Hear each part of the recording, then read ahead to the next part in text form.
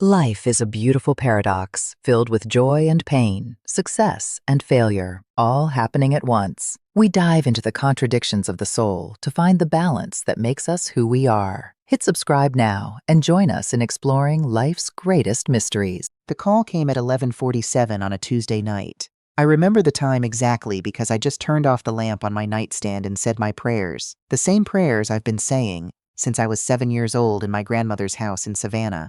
I had barely closed my eyes, my phone lit up, my son's name on the screen. I answered the way any mother would, fast, thinking something was wrong, thinking hospital, accident, emergency. Mom, his voice was tight. I need you to wire $15,000 to my account tonight. I sat up in bed. What? The venue. For the wedding. They're saying our deposit didn't go through, and if we don't pay the balance by midnight, they're releasing the date to someone else. We've been planning this for 8 months, Mom. 8 months. You have to help us. I asked him to slow down. I asked him to explain, and he did. But the explanation didn't get clearer the longer he talked. It got stranger. The wedding was 4 months away. The venue had already confirmed their reservation twice by email. The deposit had cleared. I knew all of this because I had been sitting at my kitchen table the night they booked it. Why would they call you at midnight about a payment problem? I asked. They didn't call. My wife found out when she tried to log into the booking portal. Mom, there's no time. Can you do this or not? There was something in the way he said that last sentence. Can you do this or not? Like I was an obstacle. Like I was the problem. Like $15,000 was a reasonable thing to demand from your mother at midnight with 20 minutes to spare. Let me call your wife, I said. Why do you need to call her? I'm telling you what's happening. I want to hear it from her directly. Silence. Then, you know what, forget it, we'll figure it out ourselves. And he hung up. I sat in the dark for a long time. My bedroom was quiet except for the ceiling fan clicking the way it always does on the third rotation. I'd been meaning to fix that for 2 years. I lay back down. I did not wire $15,000. I went to sleep. The next morning, my daughter-in-law called me before I'd finished my first cup of coffee. I need to back up, because none of what happened that night makes sense without the years that came before it. I raised my son alone from the time he was 9 years old. His father left and did not look back, and I made a decision the day I watched those taillights disappear around the corner of our street. My son would never want for anything that I could provide. I worked 2 jobs for 7 years. I cleaned offices on Thursday nights. I drove 40 minutes each way to a job that paid better than anything closer to home. I bought him new shoes when his friends had new shoes. I saved. I scrimped. I did not buy myself a winter coat for 4 years because we needed other things more. By the time he graduated high school, I had managed to build something. Not a fortune, but something. I had a house with a paid mortgage. I had savings. I had a small retirement account that I'd been feeding Stesley since I was 4. I had enough. More than enough. He went to college. I paid what I could. He took out loans for the rest. He graduated, got a job, met a woman, and for a while, for maybe 3 years, I thought I had done everything right. I thought we were the success story. I liked her when I first met her. I want to be honest about that. She was sharp, funny in a dry way that I appreciated. She asked me real questions about my life, not the polite surface questions people ask when they're trying to make a good impression. She seemed genuinely curious about who I was. I thought, this is a woman with some substance to her. The first time I noticed something shift was about 6 months after they got engaged. They'd been living in a 2-bedroom apartment across town. Her lease was ending, his was up, and they decided it made more sense financially to move in together before the wedding rather than sign new individual leases. Reasonable. I thought it was reasonable. What I did not expect was the phone call from my son asking if they could move in with me for a few months while they looked for a place together. Of course, I said. Because what else do you say? Just a 3 months, maybe 4. We'll save up, find something good. We don't want to rush into something we'll regret. 4 months turned into 8. 8 months turned into 14. 14 months became 2 years. And somewhere in those 2 years, my house stopped feeling entirely like mine. It started small, the way things like this always do. She rearranged my kitchen. I came home from grocery shopping one Saturday and the cabinet where I kept my mugs had been reorganized. My everyday dishes moved to a higher shelf. Everything sort of shuffled. She said she'd done it because the layout made more sense this way. I stood in my own kitchen and said thank you. She had opinions about my living room furniture. The sofa was outdated, she said once. Not to me directly, but on a phone call I overheard while walking down the hall. She said it loud enough that I wondered afterward whether she meant for me to hear it. She took over the second bathroom completely. I had no problem with this at first. I have my own bathroom. I don't need two. But when my friend from church came to visit and needed to use the facilities, I had to explain that the second bathroom was somewhat occupied. Towels hung on every bar, products covering every flat surface. My friend raised an eyebrow and I said nothing. My son was different at home than he was on the phone. On the phone he was warm, attentive, the boy I raised. At home he was often deferential to her in ways I found hard to watch. If she said she didn't feel like cooking, we ordered out. Even on nights I had already started something on the stove. If she wanted the thermostat at a certain temperature, that was the temperature. Once I turned it up 2 degrees because I was genuinely cold, and that night at dinner the air was different between them. Not an argument. Something quieter and more pointed. I understood, on some level, that this is how marriages work, that compromise happens, that he was figuring out how to be a husband. But there is a difference between a man learning to be a partner and a man who has stopped remembering that his mother lives in the house where he grew up and still has some say in how it runs. The clearest moment came on a Sunday afternoon in October. I had made pot roast. A big one because I was expecting my sister and her husband for dinner. I'd been cooking since noon. The house smelled the way it smelled when I was a child, and my mother cooked on Sundays. That particular combination of browned meat and root vegetables and something warm and old and good. My daughter-in-law walked through the kitchen at 2 in the afternoon and said she thought they might just go out to eat instead. I stopped stirring and looked at her. "My sister is coming at 6, I said. "Oh." She didn't say anything after that. Just went to find my son. At 4:30, he came to tell me that he and his wife were going to dinner with some friends who were in town unexpectedly. He said it like an announcement, not a question. He said it while I was pulling the roast out of the oven. I didn't say anything dramatic. I didn't make a scene.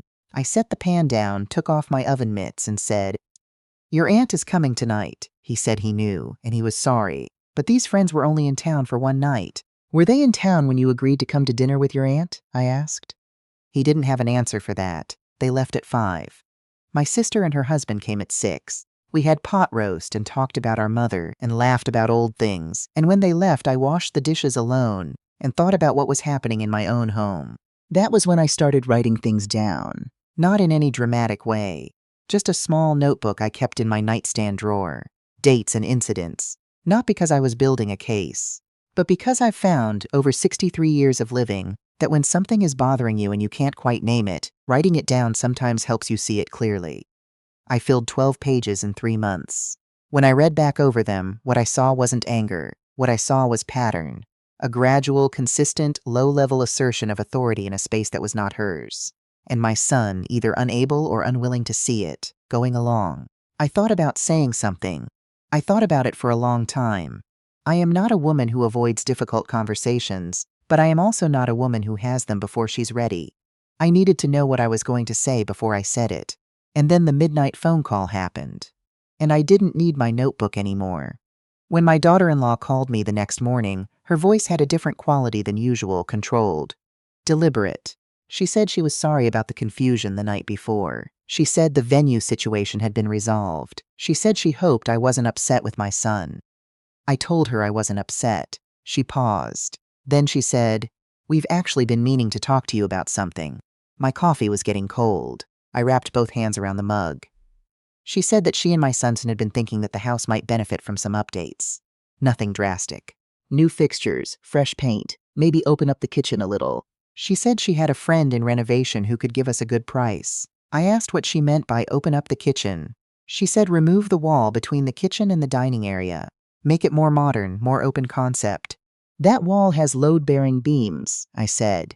She said her friend was a professional and would know how to handle that. "That's a structural wall," I said. "It's been there since 1987. She kept talking. She said she'd also been thinking about the master bedroom. I set down my coffee mug. She said that the room my son and she were in was a little small for the two of them, and with the wedding coming up and them planning to eventually start a family, she thought it might make sense to think about the room situation. She said it as if it were a practical observation. She said it the way you might mention that the milk had expired. She was talking about my bedroom. My room. The room where I had slept for 26 years. The room where I had cried the night my husband left. The room where I had knelt on the floor and prayed my way through every hard season. She was suggesting, on a Wednesday morning while I was drinking cold coffee, that I might want to consider relocating myself. I did not raise my voice. I said, "I need you to listen to me carefully." She got quiet. "This is my house," I said. "My name is on the deed. My name is on the mortgage that I finished paying off in 2019. My mother's china is in that dining room. My father's Bible is on the shelf in the hallway. I have lived here since my son was in the 3rd grade. Do you understand?" She said she understood, but "I haven't finished," I said. "You and my son have been here for 2 years. I agreed to 3 months. I did not say anything when the timeline stretched. I did not say anything about the kitchen being rearranged, or the thermostat, or a number of other things I could name. But I am saying something now. This one we're having right now is the last time anyone in my house will speak to me about my bedroom, my walls, or my square footage. Are we clear?" The line was very quiet. "I think," she said carefully, "that my husband should be part of this conversation." "I agree," I said. "Tell him to come home." He came home that evening. He sat across from me at the kitchen table, and I could see that she had gotten to him first. He had the look of a man who has been given his lines and is trying to remember them. He started by saying that I was being unreasonable. I let him talk. He said that they were family, that family helps each other, that he hadn't been asking for anything that any son couldn't reasonably ask of a mother who loved him. He said the phone call the night before had been a stressful moment. He said she had only been trying to help with the house. I waited until he was finished. "How much money?" I said. "Have I given you since you moved in here?" He blinked. I told him. I had the number because I'd written it down. Over 2 years. Groceries I'd bought and never been reimbursed for. Utilities that had gone up significantly with 2 more people in the house. The plumber I'd called when they somehow broke the pressure valve in the 2nd bathroom, and neither of them mentioned it for 3 days, until I noticed the water bill. The $700 I'd quietly slipped him when he told me he was short on his car payment. The $1,200 I'd paid for his half of the rehearsal dinner venue because he'd said he was stretched thin. I laid out the number. "He didn't say anything. I have never," I said, "asked for a single dollar back, not one. I said nothing, because you're my son and I love you and I would do it again. But I need you to understand something. That generosity does not transfer. It does not entitle someone else to come into my home and speak to me the way I was spoken to this morning." "She didn't mean it the way you took it," he said. "She was talking about my bedroom. She was just thinking out loud. Then she should think out loud somewhere else. In her own house, which she is welcome to begin looking for." He looked at me like I'd said something in a foreign language. "Mom, I mean it. You're telling us to leave. I'm telling you that the arrangement we agreed to was 3 months and it is now 2 years and 2 months. And it is time. I love you. I will always love you. But this is my home and I need it back." The silence that followed was the longest of my life, and I've lived through some long silences. He pushed back from the table and left the kitchen. I heard them talking in their room, voices low and urgent. I made myself another cup of coffee, sat back down, and waited. He came back 40 minutes later. "She says you've never liked her," he said. "That's not true. She says you've been looking for a reason to do this." "I'm not looking for reasons. I have them. I've had them for a long time. I was patient. You're choosing a house over your son." I looked at him for a long moment.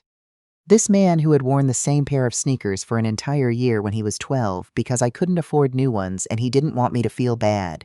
This man I had watched grow from nothing into something. My whole life sitting across my kitchen table, telling me I was choosing a house over him. "I'm choosing myself," I said. "I'm 63 years old and I have worked my entire life and I have given everything I had to give, and I am choosing, right now, for the first time in a long time, to choose myself." That is not the same thing. He went back to their room. I went to mine. They did not leave that week. They did not leave the week after. What happened instead was a sustained pressure campaign that I can only describe as an attempt to wear me down. My daughter-in-law stopped speaking to me directly, which was actually something of a relief. My son became alternately cold and then suddenly warm, the warmth timed precisely to moments when I might be wavering. My sister called me and said that my daughter-in-law had reached out to her, which surprised me. She said my daughter-in-law had presented a version of events in which I was the aggressor, in which I had issued an ultimatum without provocation, in which I had never welcomed her into the family. My sister, God love her, said, "I told her I'd been watching you make pot roast for people who didn't show up to eat it, and I had my own opinions about what was going on." I didn't laugh, but I wanted to. I spent 2 weeks thinking carefully. I consulted with a woman from my church whose daughter is an attorney. I am not a person who reaches for legal solutions to family problems, but I am also not a person who ignores the tools available to her. The attorney, not mine, just someone I spoke with informally, told me what I already suspected, that the house was mine, that no arrangement that had never been formalized in writing created any legal claim to residence, that I was within my rights to ask them to leave, and that if they did not, there were formal steps I could take. I did not want to take formal steps, but I sent my son an email on a Friday morning. I told him I loved him. I told him that nothing about that would ever change. I told him that I needed 30 days' notice honored, and that at the end of those 30 days, I would be reclaiming full use of my home. I told him I hoped we could handle it quietly, as a family, without involving anyone else. And I told him that if we couldn't, I was prepared to involve someone else. I CC'd the attorney on the email. I didn't explain why. I didn't need to. They found an apartment in 17 days. My daughter-in-law did not say goodbye to me when they left. My son carried boxes past me without meeting my eyes. I stood in the doorway and watched the car pull away, and I felt something complicated happen in my chest. Grief and relief so tangled together I couldn't separate them.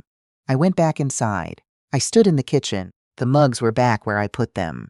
The thermostat was set to exactly what I liked. There was nothing on the bathroom counter but my own things. I sat down at my kitchen table in the quiet of my own house, and I thought about my mother, who raised 6 children in a house smaller than mine, and never once relinquished her authority in it. I thought about what it means to know what belongs to you. Not just property, not just a deed with your name on it, but your time, your peace, your right to sleep undisturbed in the bedroom you chose 26 years ago. My son called 3 weeks later. He called on a Sunday, which used to be our day. I answered. We talked for an hour. It was careful and tender and hard, the way conversations are when you're trying to rebuild something while the wreckage is still warm. He did not apologize, not exactly, but he said he had been thinking. He said he understood some things better now. I told him I was glad. I told him I loved him. I told him I would always love him, and I meant it the way you can only mean something that has cost you. We have Sunday calls now. Some of them are still careful. Some of them feel like before. I don't know yet which way it's going to settle. I'm 63, not naive, but I'm also not someone who gives up on her child. What I gave up on was the idea that loving my son meant silencing myself. That is not love. That is disappearance. And I spent too many years building something real to disappear inside my own house. The pot roast is better when I make it just for myself. Some nights I sit in my living room with every light on, and music playing and the thermostat at exactly 68 degrees, and I think about how long it took me to get back here, to this quiet, to this room that is mine in every way a room can be. It took me 63 years to learn that peace is not something someone gives you. It is something you build and protect and, if you have to, reclaim. I reclaimed mine.